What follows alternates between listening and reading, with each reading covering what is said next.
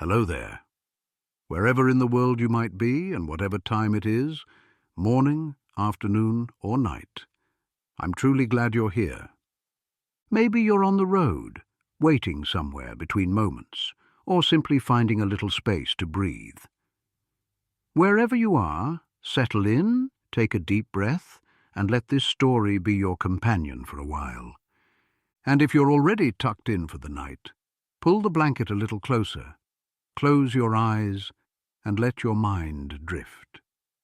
You can always set a sleep timer, just in case you dream before we reach the end. Tonight's tale is a gentle one, filled with wonder, memory, and a touch of magic. Our story takes place in Valladolid, a quiet town in the heart of the Philippines, where the sea still whispers old secrets and every breeze carries a trace of the past. Maria and the Kataw. Chapter 1. The Morning Tide. The sun had barely risen above the sugarcane fields when Maria slipped quietly out of the nipa house.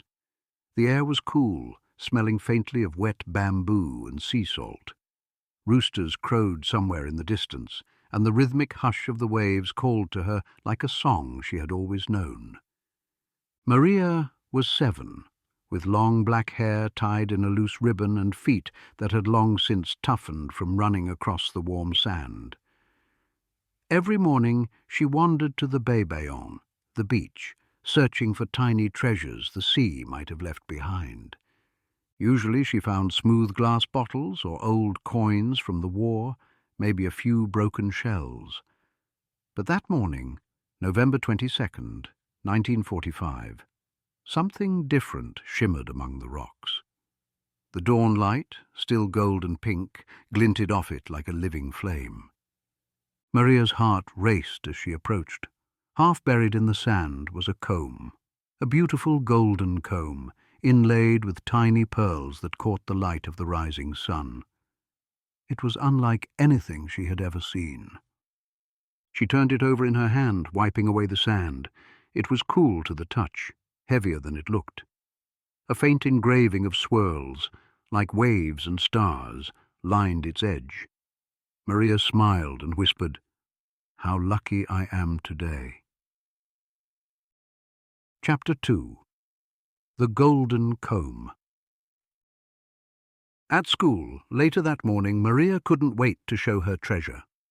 The schoolhouse was only half built, just wooden planks, a few tables, and a tin roof that groaned whenever the wind blew. 12 children sat close together, their voices filling the room as Miss Dela Cruz, their teacher, wrote English words on a blackboard that still smelled of charcoal. Darlene sat beside Maria, her golden hair braided neatly. Her family had come from America before the war. Her father, Sergeant Wright, had returned to the Philippines alongside General MacArthur during the liberation. He had fought beside Maria's uncle, Sergeant Eufemiano Opin Zamora, and the two men had remained close even after the fighting ended. When Maria showed her the comb, Darlene's blue eyes widened. "It's beautiful," she said softly, running a finger over the pearls. "Maybe it's from a shipwreck." Maria laughed. "Or maybe," she whispered, "it belongs to a Dewata of the sea." Darlene smiled, but didn't answer. She had learned that in the islands, not every story was just a story. Chapter 3. The Storm Gathering. By early afternoon, the skies began to change. Thick grey clouds rolled in from the sea, swallowing the sun. The air grew heavy, almost trembling. Miss Dela Cruz dismissed the children early, worried the storm would come fast. Maria and Darlene walked home together, their skirts fluttering in the wind. "I'll see you tonight," Maria called as they parted ways. That evening, their families would share a special dinner, a rare Thanksgiving meal hosted by the Zamoras for their American guests.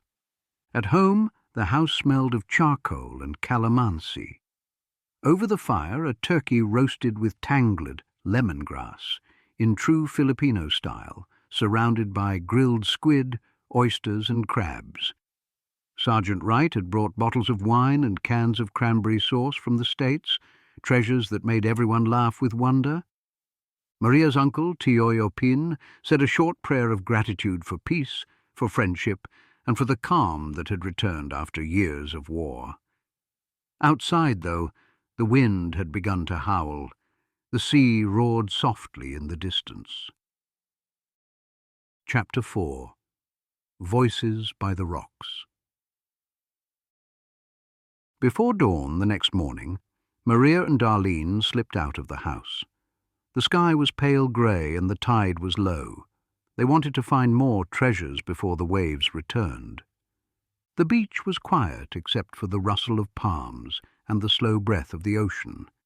As they neared the rocks, they heard something strange, a sound like a soft cry carried by the wind. They stopped. The sound came again, a voice, thin and trembling from behind the rocks. "Someone's there," Darlene whispered. They rounded the largest rock, and there, half in the water, half hidden by seaweed, sat a girl. Her hair was long and black, streaming like silk over her shoulders.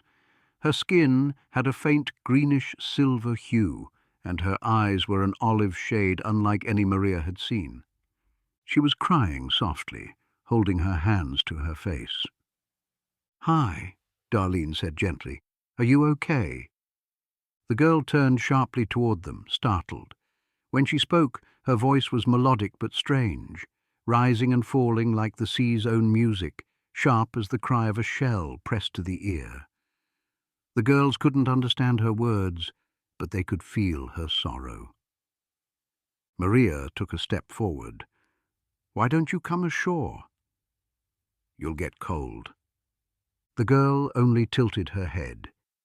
Then, as the next wave rolled in, they saw, instead of legs, a shimmering fishtail that caught the light like polished silver. Maria gasped. "Kataw!" she whispered. The name trembled in the air. In the Visayas, the Kataw was known as a being of the sea, half human, half fish, protectors of the deep, who could bring calm or storms, depending on how they were treated. Chapter 5. The Return. Maria suddenly remembered the comb. She clutched her bag and pulled it out, her hands trembling. "Wait!" she called out, raising the golden comb high. "Is this yours?" The Kataw's eyes widened. She looked at the comb, then at Maria, and her face softened with joy and relief. She swam closer, her tail gliding effortlessly through the shallow water until she reached a rock near the shore. The morning light turned the water to silver around her. Maria waded in, the cold biting at her legs. Darlene followed, her skirt soaking through. They approached slowly until they were only a few feet apart. The Kataw reached out, her hands small, her fingers webbed faintly, like a secret of the sea. She took the comb gently from Maria's hand and looked at it as though it were something sacred. Then she smiled, a soft, grateful smile that glimmered like light on the waves. Without a word, she dove back into the water. A single ripple spread across the surface. Then she was gone. Chapter 6. The Calm After.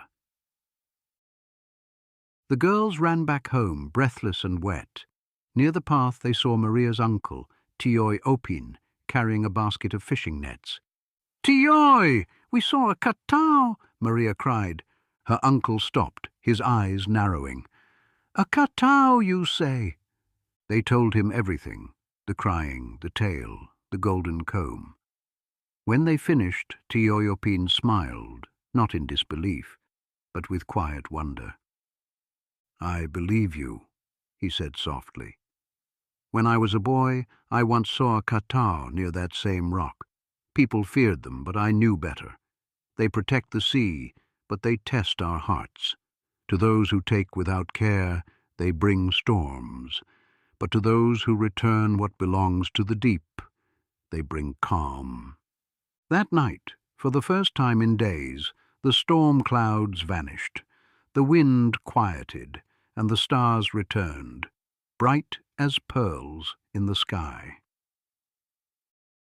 Chapter 7. The Gift of the Sea. The next morning, the Visayan was peaceful again. The air smelled of salt and sunlight. Maria and Darlene walked back to the rocks, half hoping, half dreaming that they might see the Kataw once more. Near the same spot where she had found the golden comb, Maria noticed something glimmering in the sand, a large shell, perfectly whole. Inside it lay 2 luminous pearls, round and deep as the ocean's heart. They looked toward the sea. There, just beyond the waves, a shadow moved gracefully beneath the surface. Then, for a moment, the Kataw's head broke through the water. She lifted her hand in a silent wave, her hair flowing like black silk, her skin glowing faintly under the sun. Maria and Darlene waved back, smiling through tears they didn't quite understand.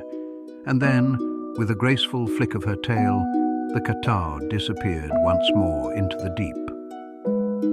The sea was calm that day, and for many years after. The end.